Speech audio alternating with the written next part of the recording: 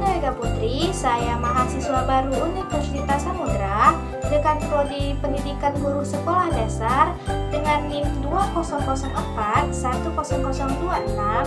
Saya berasal dari kelas Unit 2. Nah, di dalam kesempatan kali ini, saya akan memberitahukan kepada teman-teman di dalam video saya mengenai konsep dasar matematika, yaitu logika matematika dan penarikan kesimpulan. Jadi, di pembahasan pertama, kita akan membahas mengenai logika matematika, yaitu pernyataan ekuivalen. Di dalam logika matematika dikenal dengan konsep kesetaraan atau ekuivalen, yaitu menyatakan hubungan antar pernyataan. Dua pernyataan dapat dikatakan ekuivalen atau setara jika kedua pernyataan tersebut memiliki nilai kebenaran yang sama di dalam tabel kebenaran.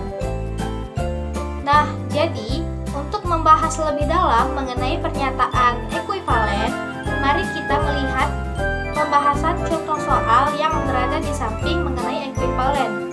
Jadi di samping dapat kita lihat contoh soal, yaitu pernyataannya Sasa di sekolah atau pergi bermain.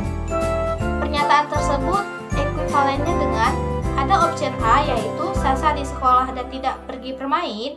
Option B, Sasa tidak sekolah dan pergi bermain. Option C, jika Sasa tidak di rumah, maka Sasa pergi bermain. Di antara ketiga option tersebut, manakah pernyataan yang berekuivalen? Jadi, sebelum kita menjawab soal yang ada di samping, kita harus mengetahui sumbu-sumbu yang ada di dalam logika matematika, yaitu ada namanya sumbu dan yang diperlihatkan di samping, ada juga sumbu atau, dan ada juga tanda panah yang menyatakan jika maka.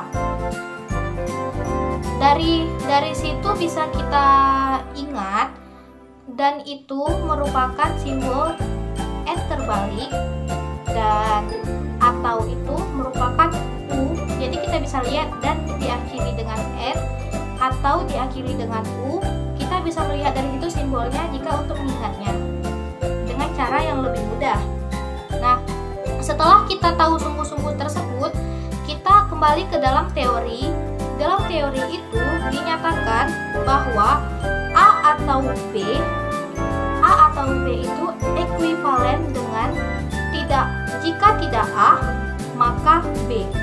Jika tidak A, maka B. Kemudian kita masuk ke teori kedua, A atau B ekuivalen dengan jika tidak B, maka A. Karena A dan B memiliki nilai yang sama. Jadi jika kita dibalik menjadi jika tidak B, maka A. Oke, kita lanjut ke teori ketiga. Di teori ketiga itu jika A maka B, menjadi kita balik lagi menjadi atau, yaitu tidak A atau B. Tidak A atau B itu hanya kita balik-balikan saja dari teori yang awal tadi.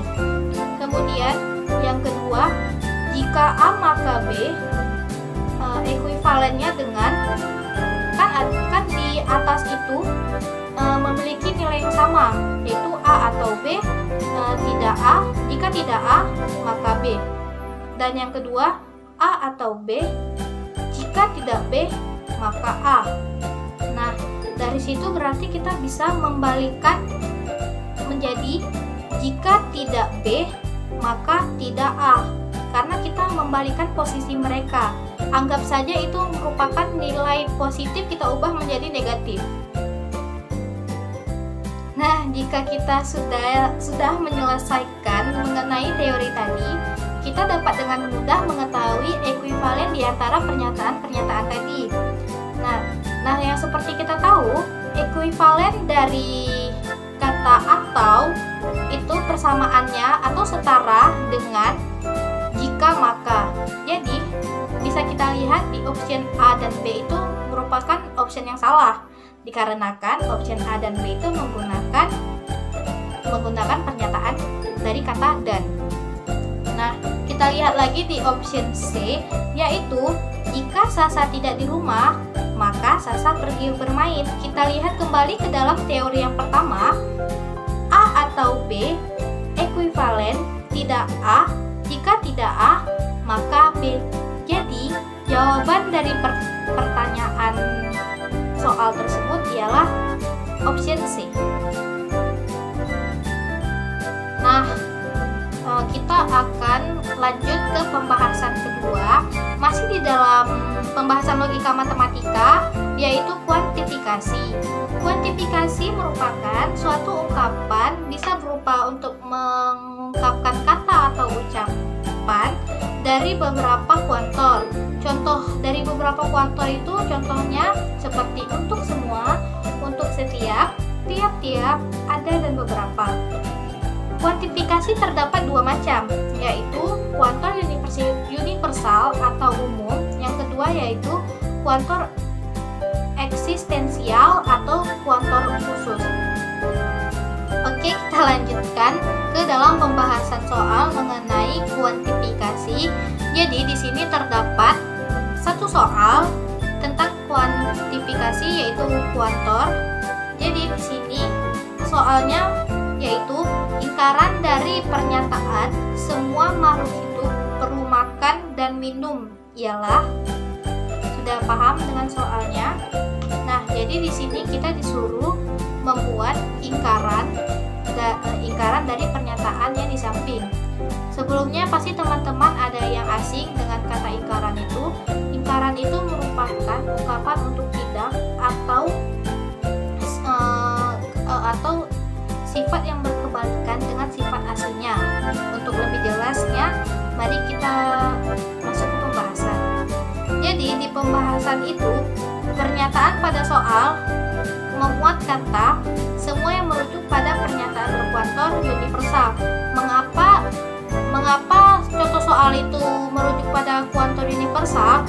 Seperti yang saya bilang tadi, kuantor universal ditandai dengan kata setiap atau semua. Nah, di dalam soal itu terdapat kata semua kan, yaitu semua makhluk hidup. Itu merupakan kuantor universal.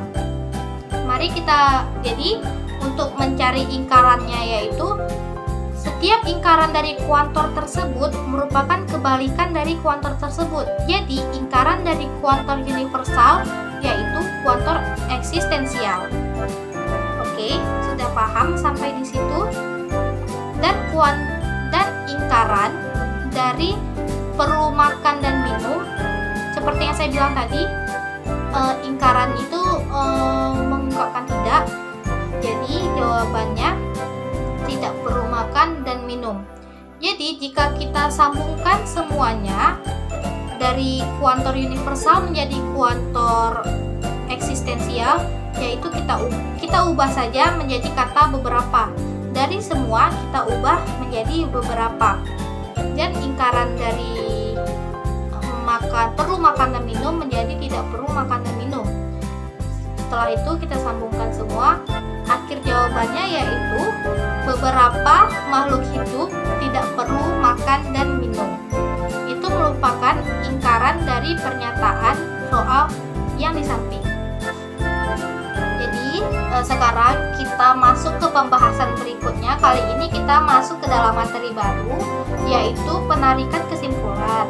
Penarikan kesimpulan merupakan penarikan kesimpulan untuk menjelaskan hipotesis yang diajukan itu dapat diterima atau ditolak.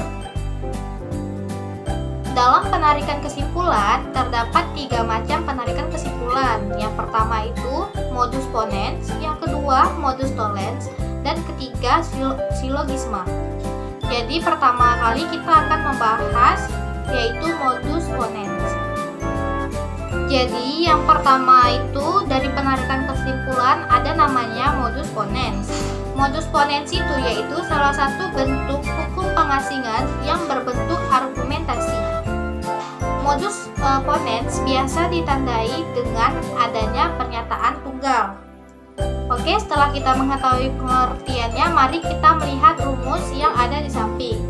Dapat kita lihat di rumus itu, yaitu premis 1 dinyatakan dengan jika P maka Q, dan premis kedua yaitu P, dan konklusi itu adalah Q. Konklusi itu sendiri untuk menyatakan kesimpulan yang dapat diambil dari kalimat yang ada. Oke, kita lanjut ke penarikan kesimpulan kedua, yaitu modus tollens.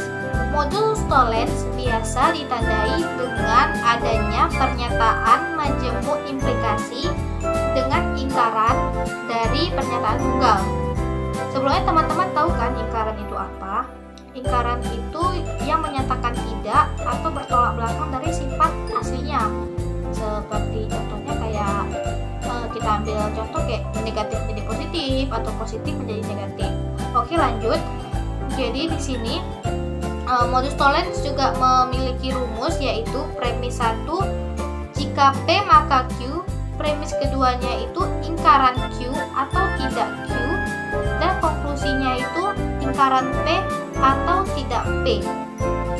Jadi di sini kita dapat melihat modus tollens itu merupakan penolakan, ya kan?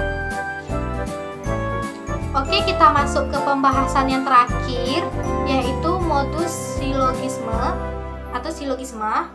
Modus silogisma ini biasa ditandai dengan adanya dua pernyataan majemuk implikasi. Nah, sekarang beda nih, karena kita di sini memiliki dua pernyataan. Mari kita lihat rumusnya.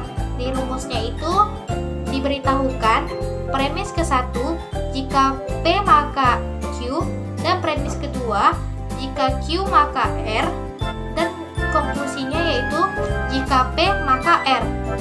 Mengapa di dalam silogisme ini memiliki R? Karena dari awal modus silogisme ini memiliki dua pernyataan majemuk implikasi. Untuk lebih jelasnya, mari kita ke contoh soal.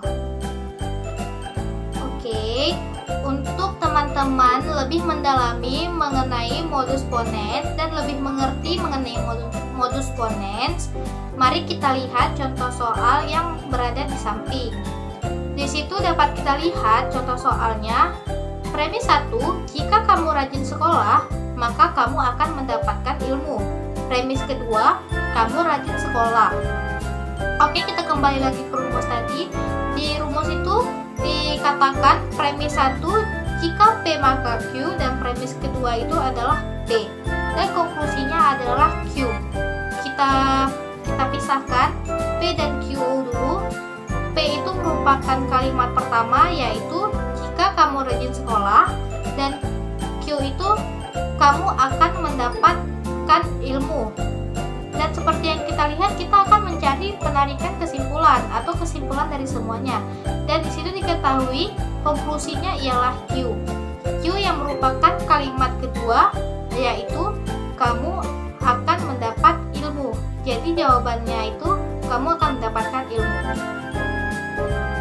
Oke, terima kasih semuanya sudah melihat pembahasan tentang konsep dasar matematika, yaitu logika matematika dan penarikan kesimpulan dari saya. Jika ada salah kata, saya mohon maaf. Lebih dan kurang juga saya mohon maaf. Wabillahi taufiq wal hidayah. Assalamualaikum warahmatullahi wabarakatuh. Dadah.